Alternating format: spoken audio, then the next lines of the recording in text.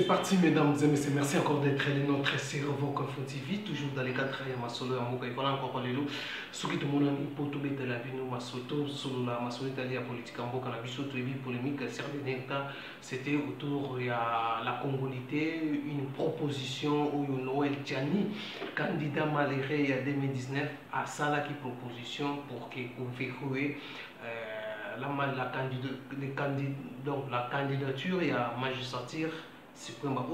Sa candidature dans la magistrature suprême, il fallait qu'on verrouille, il fallait mettre des verrous pour ne pas que les Congo subir menace au Congo.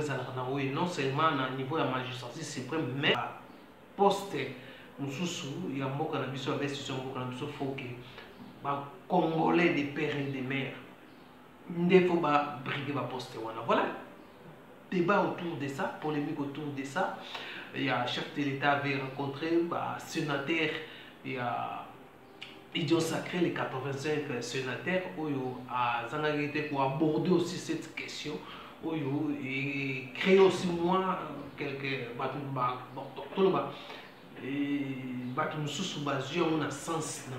et voilà, certains balobis, comme les combattants de l'IDPS appuyaient la proposition, il y a Noël Tchani. Voilà, les lots faits, c'est qu'il a coupé court la polémique, le débat sur la congolité. Est-ce que Félix Tshisekedi a déçu la majorité à Congolais pour l'adhésion pour tout la vérité? C'est la majorité à Congolais l'idée ou la proposition il y a Noël Tchani et eu adhésion à Makassi à Congolais. Là, il ne faut pas tout cacher, tout voiler les faces. Et eu adhésion. Alors, du fait que Félix Tshisekedi a répondu à qui par rapport à débat, par rapport à lobby, c'est pas eux qui dirigeant Ramboko, des pères et des mères des Congolais. Nini basala Mboko. Est-ce que Félix Tshisekedi à répondre Noël Tchani ou à répondre Noël Tchani en disant qu'il est contre ma proposition ou Félix Tshisekedi de l'autre côté Félix Tshisekedi à décevoir la majorité des Congolais ou basana vision de Noël Tchani, ou soit les combattants qui soutenaient la vision de Noël Tchani. Donc, on a même la IDPS. Maître Peter Kazan a aussi donné une opinion où il y a le importante par rapport au contexte actuel de Mokandeng Zagolik. Nous avons des problèmes de guerre. Nous avons des problèmes de guerre. Alors il faut tout Congo si c'est un problème nécessaire que Makamba Congolité. Certaines aussi de l'IDPS étaient aussi contre ma propos il y a Peter Kazan. Aujourd'hui, Félix Tshisekedi devant les samedis, il était devant sénateur et Idiot Sacré. Sa façon de border sujet à Congolité, est-ce que et décevoir les Congolais et décevoir les combattants à l'IDPS? Félix Tshisekedi a coupé court la polémique autour de la Congolité. Félix Tshisekedi est contre la Congolité. Est-ce que Félix Tshisekedi a répondre à Noël Tchani à son? Donc Félix Tshisekedi est contre ma proposition. Non, Félix Tshisekedi est contre ma proposition. Au nan continue l'Assemblée nationale. Les députés au pays bazoluka, so pezali, so pezate, donc makabon pezé bien. Bamsuba le banan continue en bureau de l'Assemblée nationale. Le président du Rwanda a classé makamba congolité wana. Est-ce que Félix Tshisekedi a interdire même les députés à aborder des questions? Voilà tout ça qui est combattant. Est-ce que c'est une façon de décevoir les Congolais, les combattants à l'IDPS, ou de soutenir la majorité, la congolité dans la magistrature suprême? Bolanda, les combattants autour soit qui pour que nous n'ayons pas de micro de suivre. Bonjour combattant. Bonjour Ndeko Ousmane. Voilà, donc notre réaction par rapport à la congolité. La majorité des combattants sont d'accord avec Noël Tchani, la proposition de Noël Tchani, mais rencontre le chef de l'État, le sénateur et l'Union Sacrée.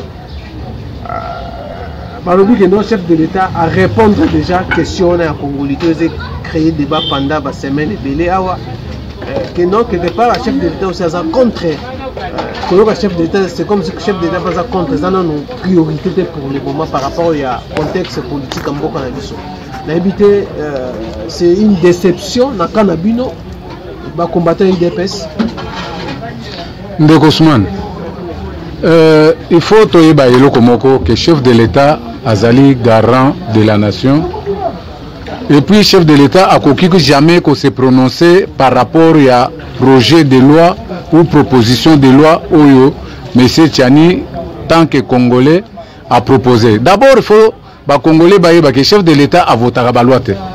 Ba to voter la loi ce sont les députés na kati ya Assemblée nationale. Alors aujourd'hui, admettons que loi wana est atterrir na Assemblée nationale et que les députés va voter loi wana. Est-ce que le chef de l'État a pour dire que non, voilà, ils ont une opportunité? Donc le chef de l'État a se prononcé en tant que garant de la nation, a penchanté, a parti prité, mais c'est une loi proposée par un Congolais. Et ce sont les députés nationaux qui vont décider, qui vont étudier si cette loi-là est opportun ou si c'est inopportun. Donc voilà au moins ce que moi je peux dire en ce moment-là. Quand le bagage aux alliés dessus, biso va combattant IDPS parce que à 100% ou bien à 90% nous appuyons cela.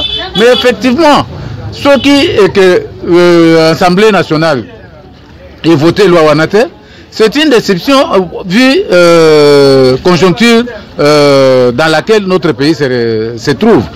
Nous avons connu na sommet armé un Rwandais et curieusement tant que Indelaki a ponaki mboka na ye azonga na mboka na ye à combien plus forte raison ceux qui tozu mutuloko là un étranger ou azali ni de père ni de mère à la tête du pays mutuana est-ce que la penza na mawa ya est-ce que ceux qui les loyo par malchance to commis na président oyo azali 100% congolais. Est-ce que vous avez besoin d'un souci? Il y a pour servir Mboka Nandenge Sengeli. Comparaison n'est pas raison. Et Nazoka Batubazo Lobao, non, voilà, aux États-Unis, Obama, son père était kenyan. Bon, la loi est que c'est une loi aux États-Unis, et c'est l'une des Mokona ou Bisoté. Et le contexte politique aussi. Voilà. Donc pour moi, en tout cas, ils allaient dans une déception. Et puis, président de la République, et là, peut-être aux anecdotes. Yo épinglé président de la République à lobby de père et de mère o ba dirigeant mboka oyo boyebi esika nini ba kuta batika mboka oyo Ndeko Ousmane en tant que journaliste tant à lobby bongo Kabila Hippolyte Kanambe azalaka nani babenga Katangete de père et de mère papa na musée maman na sifa baza banani baza de père et de mère baza congolais de père et de mère atiki Congo wapi. Donc par là, président, si peut-être dans mon entendement, n'a évité ceux qui président sali à Lison, n'a oya outi ko remplacer entre guillemets pas ça qui fait des pères et des mères, matiki Congo na kata gouffre. Je ne sais pas. Et ceux qui batu bako zoyango pour dire que non à répondre Tchani que des pères et des mères. Admettons Ndeko Ousmane, Tozui Kasavubu, des pères et des mères. Muyombe. Ceux qui peuvent obénger noko soyene muta obenga noko na éviter. Muyombe. Gestion naïe. Grâce à Abako, toujours indépendance. À côté de la magistrature suprême, ce qui a sali pour voyage à Zongi Simbo on a caisse à l'État. Coup d'État à occidentaux a utilisé Mobutu, a sali coup d'État, a Koufi dignement, sans s'enrichir pendant qu'il était à la tête du pays, accueilli Kokoufa dans le village natal naïe. Un modèle pour nous. C'est un modèle. Un modèle pour nous. Contrairement à Francis Kalombo. Francis Kalombo peut-être. Ce sont les gens qui courent toujours derrière Batou ou bien derrière les matériels. Donc, Bango va chômage. So bazaka na IDPS net biso. Biso na IDPS baloba na biso que non kondima na biso et les kikutu na ba chrétien. Jésus revient bientôt. Mais biso tondimaka na lutte à IDPS 37 ans durant toyoko koma na pouvoir. Mais ba oyo bazalaki na patience te. Boyebi ba birindo bakenda, boyebi ba liaou bakenda, boyebi ba tonyo surtout ba père fondateur ya UDPS bakenda. Mais seul qui avait l'idéal avait tenu bon jusqu'à ce que l'UDPS aujourd'hui est au pouvoir. Vous comprenez? Alors, Kalombo wana baza bato bakoka mpiaka te bakoka pe chômage te. La raison pour laquelle il faut basala ba déclaration moko pour plaire à leur patron. Je ne sais pas, peut-être bazo rendre mauvais service sans le savoir, mais bazo sala ba bezo moko ezanga mutura makolo. Quel est ce président qui peut se comparer na président Kasavubu? Au moins aujourd'hui, c'est Félix Tshisekedi qui a montré aussi le chemin lorsqu'il avait pris le pouvoir. Tant qu'on a le premier voyage né à Zongi Simbongo. Aujourd'hui, à Salaka Yango, mais moi, il va être en tango parce que ça posait déjà premier geste. Ça, c'est de un. De deux, tu es Mobutu.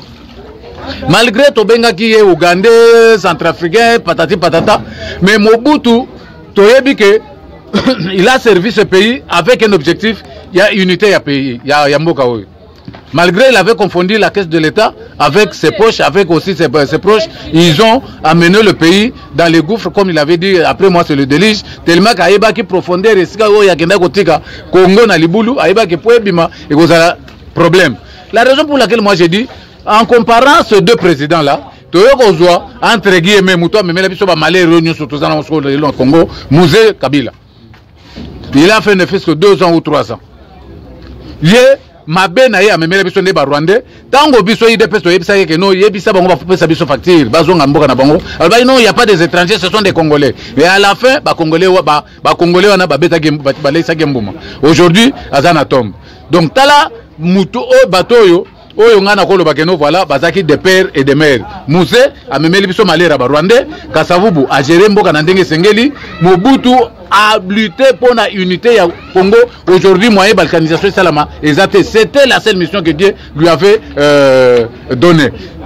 Pronto à Cabo. Aujourd'hui, nous sommes au pouvoir, c'est pour relever le reste des défis. Tous l'indépendance économique, Félix Azo, investisseur. Maintenant, politique, tout ça, on a gagné, bozui, bisopé, tozui. Et ça, politique à prédation, te o bango bazai koya, maboko pamba, mais bazo zonga na ba milliards. Voilà au moins, oyo liti biso toza nango. Mais dire, tozo na zonga sikoyo. Nazo zonga ndeko. Yo za kaso poser question, linga ote muto akendeti na suka. Maintenant, tozo zonga na de père et de mère. Tango alobi ba o baza ba de père et de mère, batiki mboke pa. Na si la personne déjà réponse. Kabila, babenga ke père et de mère. Papa na ye Mouzé.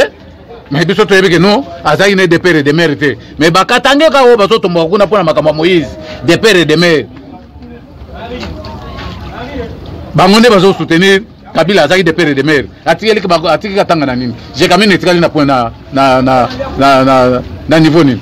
Voilà au moins batoyo. Peut-être, je ne sais pas ce qui va répondre, va raisonner, mais Félix, c'est pour moi, à répondre Tchanité, Félix Azali, garant de la nation. À s'opposer à Tchanité. Azali, président de la République. À Koki Kozala n'a pas enchanté. À répondre Tchanité, comme parce que n'a pas ma candidature présidente. Mais n'a pas un exemple. Par rapport à la réponse, que ba dirigeant beaucoup de père et de mère, boyebi esika batika mboka. Ce qu'on a sali à l'Église, on appelle cet exemple. Kanambe a na pouvoir, des pères et des mères, entre guillemets, nazo wana nazo s'adresser na bakatange, des pères et des mères. Kanambe a tiki mboka na niveau ni. Wana sko, wana na anglo ngana zweli des pères et des mères. Maintenant soto zoki siko des pères et des mères, na zwi Kasavubu. Talande nga zira kimboka. Aujourd'hui, ce qui peut des pères et des mères, le col a fait Fachi Azana Kata pouvoir. Botozo on a déjà donc avancement moko significatif par rapport économie. Au moins réserve il y a dollars. Oui, ils ont combien de plus de 1000. C'est 1000, 1 milliard et demi. 1 milliard et demi. Kabila Tragana a combien? Dans 2 mois. Dans 2 mois, il y a un gouvernement sans Lukombe. Voilà quand les gens de père et de mère sont au pouvoir, tala par résultat. Mais pendant que entre guillemets, de père et de mère, batika kimboka, na kao, na pillage, na prédation. Voire même l'autre là, a monté sur ces grands chevaux pour dire que non, on m'a indexé. Qui l'a indexé? Tchani ne l'a pas indexé. Comment Balbaki c'est ça morvé ses mouches? Pourquoi ils ont choqué Bango pendant que Tchani a tangué Kombo la Bango? Donc c'est quelque part, vous reconnaissez que Bazaba Congolais, pendant qu'il était gouverneur, qu'est-ce qu'il a fait du Katanga et qu'est-ce qu'il va faire au moment où il sera au sommet de l'État? Voilà, pour conclure, alors, Batouba Retenigni, Félix Tshisekedi s'oppose ou Félix Tshisekedi se réserve?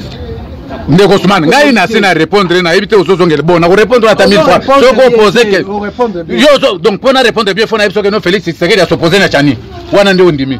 Ou bien ce qu'on pondima non pondima que non Félix Tshisekedi l'opinion congolaise c'est ça qu'on va non Félix Tshisekedi a coupé court na débat ya congolais. Na oyo ezo sepelisa bango. Na bawo bazomona que non loi wana ezali vraiment à l'encontre ya ba ya vision na bango mais bazo c'est que Félix a répondre mais pour moi en tant que membre de l'IDPS naza kozwa Félix en tant que garant de bon fonctionnement des institutions et président de la République akoko zala ni pour ni contre akoko zala ni contre Moïse akoko zala ni pour Tchani tout comme akoko zala ni contre Tchani pour être pour Moïse alobi kaka après cet exemple.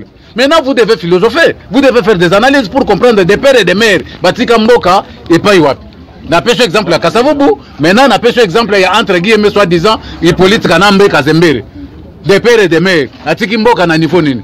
N'a pas exemple que non, pendant que Kassavobu des pères et des mères a pouvoir, Tala Ndenge Achiraki Mboka aujourd'hui tous indépendance grâce parce que il y avait des nationalistes où Bazalaki n'a souci que Congo ait indépendance. Gérance n'a pas aujourd'hui Félix de père et de mère à pouvoir toyebi va prouver seni nazo sala na pouvoir depuis qu'il est là. Maintenant dis-moi maintenant ce que je suis un étranger est-ce que vous en associez mboka oui jamais. Donc pour dire Félix c'est le président de la République ba ça y est connotation te ba PCP couleur à répondre Tchanité à soutenir Moïse tout comme à Boyi Moïse à soutenir Tchanité mais il a répondu en tant que président de la République il est au milieu du village. Voilà, merci. Merci. On peut le compléter. Oui. Na idée pour la nini bato bazo paniquer ba impliquer Félix na kambwa ya loi Tchanité. Pour Félix aza député T. Félix a voté à loi T. Mais makambo ya nationalité wana eza réglé na constitution. Biso UDPS to bondi na mboka oyo pour la instauration d'un état de droit. État de droit signifie quoi? Hein? Le respect des textes légaux. Wana nde lutte na biso. Ta do ko na papa Etienne Tshisekedi d'heureuse mémoire. Le combat de l'UDPS, c'est le respect de textes légaux. Yango wana biso petozo landa. Ah wana za na constitution. Yango wende constitution amboka. Voilà. Dans l'article 72 bakomi boye. Nul ne peut être candidat à l'élection du président de la République s'il ne remplit pas les conditions ci-après. Première condition badobi, posséder la nationalité congolaise d'origine. Est-ce que Moutou et Azali, soit papa naye aza belge, maman naye aza congolaise, papa naye aza par exemple Moutou ya Turquie, maman aza est-ce que Moutou aza congolais d'origine? Pour makila naye outi na étranger. Hollandi. Donc problème il y a nationalité. Eza déjà réglé na constitution Yamboka. Article 72.1. Va impliquer Félix Nakati T. Félix Aza député T. Non, Félix Abotakabalua T. Ça, on revient dans la question. Il y a proposition pour verrouiller la candidature dans le niveau magistrature. Alors, ce qui crée débat, il y a Noël, c'est qu'il faut la congolité des pères et des mères. Alors, lors il y a rencontre à Félix Tshisekedi à sénateur, Félix Tshisekedi c'est comme si à minimiser qui en haut, tu vas le dire non, polémique à Félix Tshisekedi à Silition. Au moins, Félix Nengazawana a vraiment très mûr na politique. Du Cambouana étaliété. Ce qui Tchani a proposé loi wana, Batobako Katango, Rabanani, député. Et ça Félix T. Et puis Félix a abrogé Oyo ba député ba décidé pour bangonde ba représentant ya peuple. Et Sili. Voilà. Ndeko Ousmane bandeko balandi. Bana poto to bakinois. Na motuna to na nini ndeko journaliste a posé question à propos ya rencontre ya chef de l'État na ba sénateur à propos ya loi. O sali allusion na messe ya cardinal Ambongo. Toyebi pourquoi bazako se lamenter parce que bazolinga toujours bapaya baya ko gérer pays oyo po bazong salikambo etali l'école n'a pas fictif parce que avec un nationaliste l'école fictif et que voler les sauter to éviter le koni ne pikaki cardinal Ambongo avec nos sala merci à modèle wana biso ba kinoa to biso ba congolais to lobi loi wana ko tikala ndengona d'ailleurs loi wana à l'époque à monsieur Mobutu tant azalaki chef de l'état et zalaki loi pose à la Congolais président république des pères et des mères à l'époque aux la Zaïrois bango ba balongoli tant bango balongola qui 29 ans na tour ya Kabila pose à la candidat l'élection présidentielle constituée baki 30 ans il y a zaki na âge à 29 ans na la Rwanda mais ba modifier qui on pona été et poser problème et ça là qui c'est ce dans et ça là qui c'est ce et ça qui trouble. Mais les lois vont proposer loi on va dire que non pose à la candidat président de la République des pères et des mères. D'ailleurs Noël Tchani a parlé du Kambakor et ça la présidence de la République même une primature même le chef d'état-major général partout même ma mandataire il faut pas avoir Congolais des pères et mères tout ça n'est pas temps et belé et foutu le côté dans l'époque il y a n'est pas l'objet époque Francis Kalomba l'objet époque à Kasaou. Hier avant Daga qui nous aura mbongo na ya zora pas Moïse Katumbi pas dans la campagne na yi. Nazoko tapé en doute nationalité ya Francis Kalomba. Si on dirait payer pas à Congolais té ya ngona loi on les frappé bango. Le lo que nous bagé Kasaou ba seke lote mais Kasaou ba sala tiki mboko atika ki pe mbongo ebele na mboko te. Lo ba kasale lote. Biso to lobi hein des pères et des mères congolais. Ne balobi ko fachi a boîté de pas. Non. Président télémité, président aïe ko ebisa ba sénateur. Justice dengo était les vacanation. Likamba ba humilité. Ne bazolo ba likamba loi wana. Félix ayambi ngo na boboto nyos. Azare ki akinwati. Félix Azakinois Vandiao Yambiango Penza Yambiango Daebiso na babase to Yambiango na bo pétenion soto Yango to biseki président de la République et loi wana il faut les cas pour président de la République aux autorités politiques de référence et à parti le loi chef de l'État to ilobaki ke azoko tia ba jalon après yé sima tan bambule ko yakuna oh bakoya bakoleka wana bakuta déjà ya sali musala kitoko yango tolobi loi wana fetika la nengwana pose à la candidat aux élections présidentielles des pères et des mères des souches congolais à Peter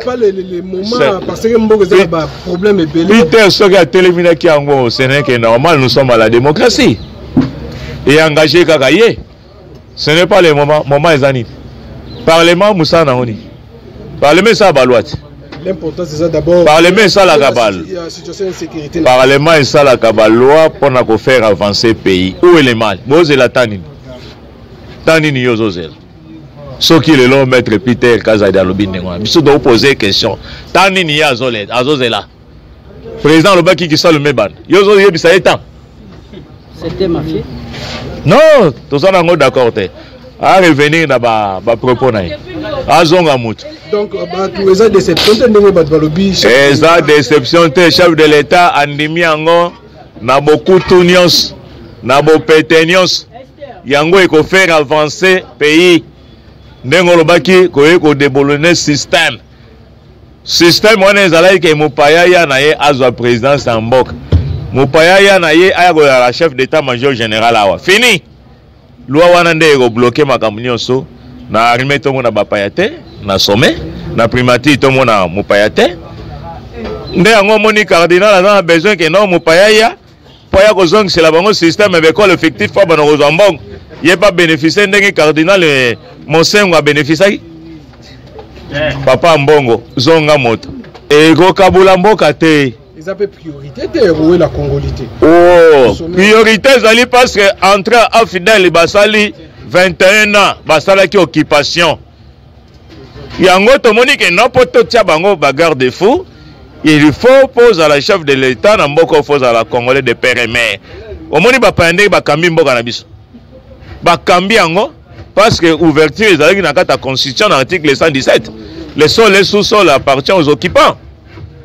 Yango na ba occuper mboka na ba étranger guerre réseau si la terre. Bon que bango ba occupaki. tolingi cette fois-ci bazongisela biso pe loi wana ya bakajika les sols les sous-sols appartiennent à l'état congolais. Na ndeko Ousmane ngai pe nalandaki lolenge mokonzi ya mboka yambi ba sénateur mais nayoki esika s'opposer na nani na proposition ya Noël Tchanite. Par contre, chef de l'État au président de la République ayebisi na ba sénateur que Mobeko nde etombolaka mboka. Mobeko etombolaka mboka. Lokola déjà projet de loi ezali ezalaka pe kozala pe ekoleka. Chef de l'État s'opposer na eloko moko te. Chef de l'État aza pe au-dessus de la loi te. Chef de l'État aza na se ya Mobeko. Donc ezali Mobeko te zana no to bazana dans l'opinion parce que même l'Assemblée nationale la loi nana ne kotiti. Na yebisio ozana information te fait investigation sali ozana information te za déjà na bureau ya Kamikaze Mboso. Eza déjà proposition déjà ezali na bureau pe koleka. Ekoleka. Donc toko c'est la mokonzi ya mboka makambo te a s'opposer na projet de loi wana. Kutu ye azana esengo makasi.